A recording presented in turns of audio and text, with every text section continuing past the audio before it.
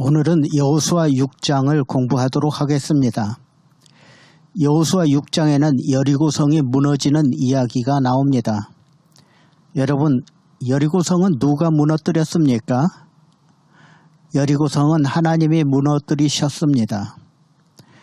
오늘 여호수아 6장 1절 말씀을 보시면 이스라엘 자손들로 말미암아 여리고는 굳게 닫혔고 출입하는 자가 없더라. 이스라엘 백성들이 홍해를 건너고 또 요단강도 건넜습니다. 요단강을 하나님께서 도와주셔서 마른 땅처럼 건넜습니다. 이런 소식을 듣고 여리고에 사는 사람들이 성문을 굳게 닫았습니다. 지금 여리고는 이스라엘 백성들과 싸우기 위해서 철통 같은 준비를 하고 있었다는 것입니다. 문을 굳게 닫고 사람 출입을 막았습니다. 원래 여리고성은 이중으로 된 견고한 성이라고 합니다. 성벽의 높이가 7, 8m나 되었다고 합니다. 이런 여리고성을 이스라엘 군인들이 무너뜨린다는 것은 도저히 불가능했던 것입니다. 그런데 3절, 4절, 5절 말씀을 보시면 하나님께서 여리고성과 싸워서 이기는 방법을 말씀하고 있습니다. 너희 모든 군사는 그 성을 둘러 성 주위를 매일 한 번씩 돌되 엿새 동안은 그러하라. 제사장 7은 7 양각 나팔을 잡고 언약궤 앞에서 나갈 것이요. 7째 날에는 그 성을 7번 돌며 그 제사장들은 나팔을 불 것이며 제사장들이 양각 나팔을 길게 불어 그 나팔 소리가 너희에게 들릴 때에는 백성은 다 큰 소리로 외쳐 부를 것이라. 그리하면 그 성벽이 무너져 내리리니 백성은 각기 앞으로 올라갈지니라. 지금 이 말씀을 좀 더 쉽게 말씀드리면 엿새 동안 매일 한 번씩 여리고성을 돌아라. 그리고 7째 날은 7번을 돌아라 하는 것입니다. 또 제사장들은 7 양각 나팔을 불라 하는 것인데 양뿔로 만든 긴 나팔이 양각 나팔입니다. 세 번째는 법궤를 가운데 두고 제사장들과 군인들과 백성들이 법궤 뒤를 따르라 하는 것입니다. 이 말씀을 보시면 일반 군사 작전하고는 아주 다릅니다. 전쟁이나 싸움터에서 이런 방법은 나오지 않습니다. 우리는 하도 많이 들어서 그러려니 당연한 것처럼 생각하시는데 지금 사생결단 전쟁을 앞두고 싸움 준비를 하거나 무기를 만들어도 걱정되는 그런 상황인데 매일 성을 한 바퀴씩 돌아라. 나팔을 불어라. 법궤를 뒤따라 걸어라. 이게 정상적인 작전이라고 생각하십니까? 더구나 이 여리고 작전은 하나님이 지금 모든 백성들 앞에서 마이크에 대고 큰 소리로 말씀하시는 것이 아니었습니다. 하나님께서는 여호수아에게 이 말씀을 하셨다는 것입니다. 아마 여호수아는 여리고성과 싸우기 전에 여러 가지 고민이 되었을 것입니다. 아군인 이스라엘 백성들을 보면 제대로 무기도 없고 훈련도 안 돼 있고 저쪽 여리고성을 바라보면 싸움에서 질 수 있다는 생각뿐이었을 것입니다. 어떻게 저 여리고성을 함락시킬 것인가?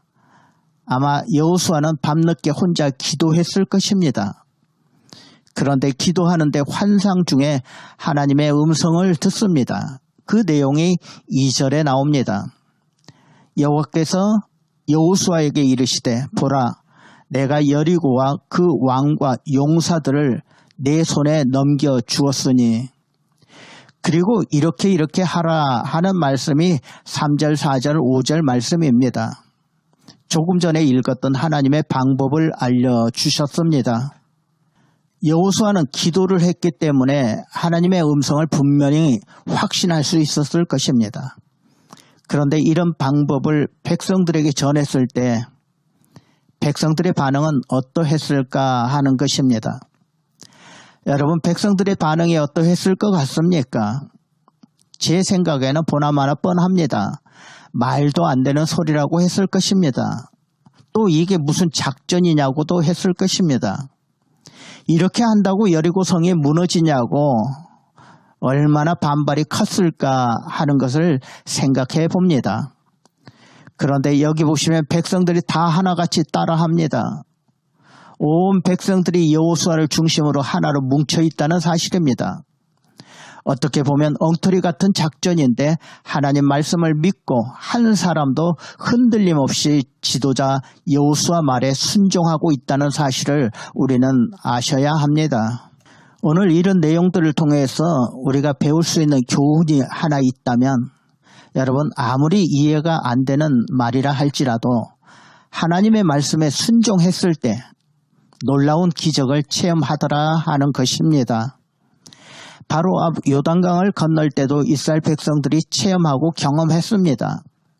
요단강을 건너야 하는데 요단 강물이 넘치고 있었지만 물이 빠지면 건너자, 좀 기다리자, 좀 더 기도해보자 그러지 않았습니다.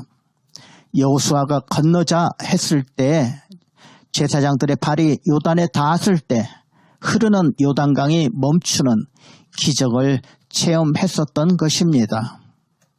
또 다음으로 이스라엘 백성들이 언약궤를 앞세우고 여리고성을 돌았다는 것입니다. 언약궤를 중심으로 앞에 제사장들과 군인들이 서고 뒤에도 제사장들과 군인들이 서고 그리고 백성들이 그 뒤를 따라가면서 여리고성을 한 바퀴 돕니다. 언약궤를 앞세운다는 것은 하나님을 앞세운다는 것입니다. 하나님을 따라서 언약궤를 따라간다는 것, 이것이 참 우리에게 중요한 의미를 주고 있습니다. 이스라엘 백성들에게는 전쟁 무기는 없었지만 위대하신 하나님 신앙이 있었습니다. 이스라엘의 모든 승리는 하나님께서 함께 하실 때 일어났던 것입니다. 승리의 주인공은 인간이 아니라 하나님이라는 사실을 우리는 먼저 알아야 할 것입니다. 오늘날도 마찬가지입니다. 모든 일의 승리의 주인공은 내가 아니라 하나님이신 줄로 믿습니다. 저와 여러분 앞에 높은 성벽으로 둘러싸인 여리고가 있다 할지라도 하나님께서 함께 하시면 승리하게 된다는 사실을 알려주고 있는 말씀입니다. 이스라엘 백성들은 매일 하나님의 법궤를 따라가는, 하나님을 앞세우는 그런 훈련을 했던 것입니다. 아침 일찍 일어나 법궤를 따라 여리고성을 한 바퀴 돌고 집으로 옵니다. 다음 날도 마찬가지입니다. 아무 말 없이 그냥 법궤만 따라 돌다 옵니다. 이렇게 매일 6일 동안을 했습니다. 이것은 하나님 중심으로 하나님을 따라 살아야 된다는 것을 가르쳐주고 있는 것입니다. 이것은 인간의 모든 일과 계획은 하나님이 중심이 되어야 한다는 것을 말해주고 있는 것입니다. 우리의 모든 삶, 우리 생활의 모든 하는 일들이 하나님을 앞세우고 하나님 중심이 되어야 한다는 것을 성경에 가르쳐주고 있는 것입니다. 첫째 날도, 둘째 날도, 셋째 날도, 그리고 여섯째 날도 하나님 중심으로 살아야 된다는 것입니다. 지금 전쟁을 하고 있는 상황입니다. 상대방 여리고 사람들은 지금 전쟁 준비가 잘 되어 있는 그런 상태입니다. 이런 상태에서 여리고성을 한 바퀴 돌고 그리고 또 다음 날 한 바퀴 돌고 돌아오고 또 한 바퀴 돌고 돌아오고, 어쩌면 이것이 참 미련한 짓인 것 같습니다. 사람에 따라서는 이런 여호수아의 방법이 못마땅할 수도 있었다는 것입니다. 할 일 없이 시간만 낭비한다고 불평하는 사람도 있었을 것입니다. 첫째 날 돌고 와서 혹시나 했는데 아무 일도 일어나지 않았습니다. 둘째 날도 혹시나 했는데 아무 일도 일어나지 않았습니다. 그 중에는 이게 뭐냐, 이런다고 여리고성이 무너지냐라고 불평하는 사람도 있었을 것입니다. 셋째 날도 그렇습니다. 넷째 날도 그렇습니다. 자꾸 이런 날들이 계속되다 보면 아마 그 중에는 나는 배 아프다고 빠졌을 수도 있습니다. 또 나는 머리 아프다고 안 나가려고 하는 사람도 있었을 것입니다. 사람들은 이런저런 이유와 핑계를 말하고 싶었을 것입니다. 그래서 그런지 성경을 보시면 참 의미 있는 말씀이 하나 나옵니다. 10절에 나오는 말씀인데요. 여호수아가 백성에게 명령하여 이르되 너희는 외치지 말며 너희 음성을 들리게 하지 말며 너희 입에서 아무 말도 내지 말라. 그리하다가 내가 너희에게 명령하여 외치라 하는 날에 외칠지니라. 여러분, 하나님께서 여호수아에게 말씀하실 때는 이 말이 없습니다. 1절에서 7절까지는 하나님이 말씀하신 그런 내용인데 뭐 조용히 하라, 소리 내지 말라 이런 말이 없었습니다. 그런데 10절 말씀에 보시면 여호수아가 백성들에게 하는 말에는 아무 말도 하지 말라, 조용히 해라, 그저만 따라만 하라 이런 말이 나옵니다. 왜 이렇게 여호수아가 말했을까? 보나마나 여호수아가 이 말을 추가했다고 저는 생각을 합니다. 백성들이 자꾸 불평하고 엉뚱한 말을 하고 각자 자기들의 생각을 말하다 보니까 말하지 말라는 것입니다. 아무 말도 하지 말고 좀 기다리라 하는 것입니다.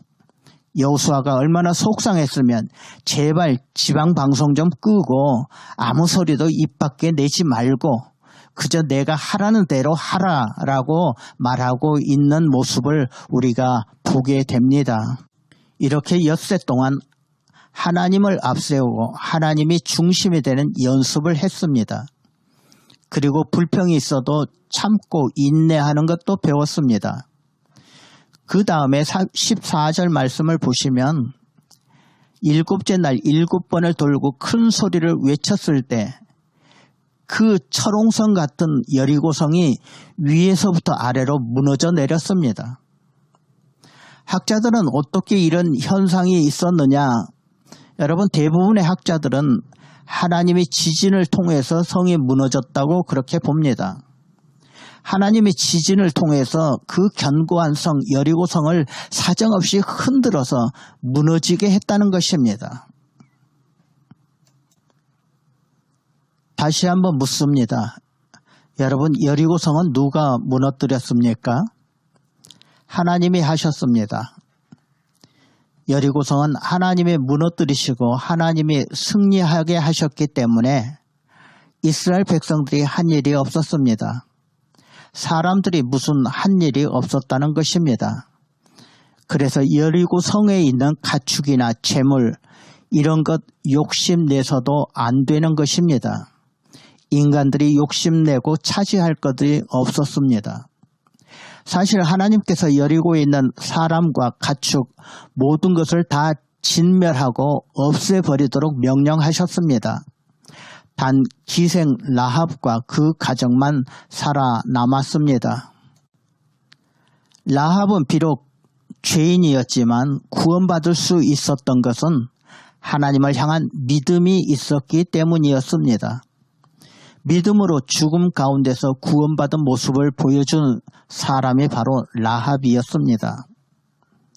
오늘 여리고성이 무너지는 모습을 보면서 저와 여러분은 좀 이해가 안 되더라도 하나님 말씀대로 따르자, 또 하나님 중심으로 생활하자, 그리고 말보다는 그저 참고 인내하면서 하나님의 뜻을 기다리며 믿음으로 살자 하는 것을 생각해 볼 수가 있습니다. 저와 여러분 2021년 9월 15일 여호수아 6장을 성경 공부하시면서 하와이에서도 델타 변이 바이러스로 많은 사람들이 확진되고 또 매일 사망자가 발생한 가운데 저와 여러분 세상 돌아가는 것이 잘 이해가 되지 않아도 저도 여러분도 오직 하나님 중심으로 하나님 말씀 순종하시면서 참고 인내하며 믿음으로 사시는 분들이 되셨으면 좋겠습니다. 다음 수요일에 다시 뵙도록 하겠습니다.